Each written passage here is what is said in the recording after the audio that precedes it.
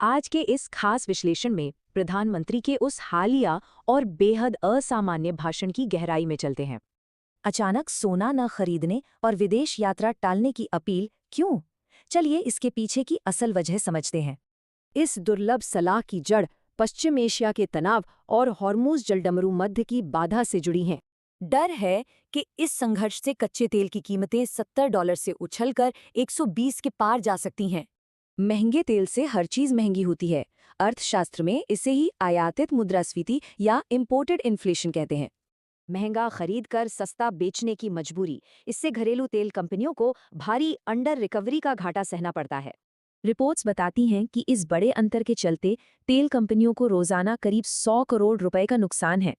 विदेशी मुद्रा बचाने के लिए प्रधानमंत्री ने हमारी जीवन शैली में 3 बहुत ही खास बदलावों का सुझाव दिया है। पहला है वर्क फ्रॉम होम। सोचिए, घर से काम करने पर ईंधन बचेगा तो अरबों डॉलर देश में ही रहेंगे। दूसरा सुझाव है सोने की खरीद सीमित करना। भारत इस गैर उत्पादक संपत्ति का दुनिया का सबसे बड़ा आयातक है।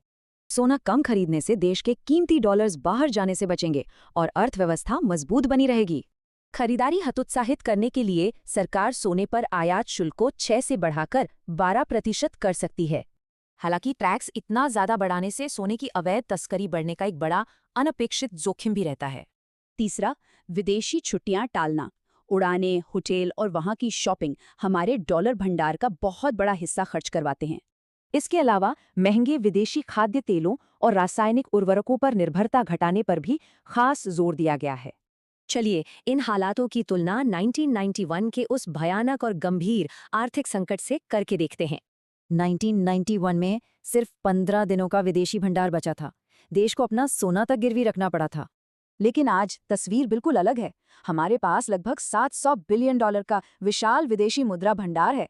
मजबूत बैंकिंग सिस्टम के साथ यह भारी भंडार आसानी से लगभग 1 साल के जरूरी आयात को कवर कर लेगा। इसलिए ये सुझाव कोई घबराहट नहीं, बल्कि किसी भी संकट से बचने की एक स्मार्ट, एहतियाती रणनीति है। अंत में एक सवाल, हमारी छोटी सी रोजमर्रा की आदतें किसी राष्ट्र की वैश्विक अर्थव्यवस्था को कैसे बदल सकती हैं?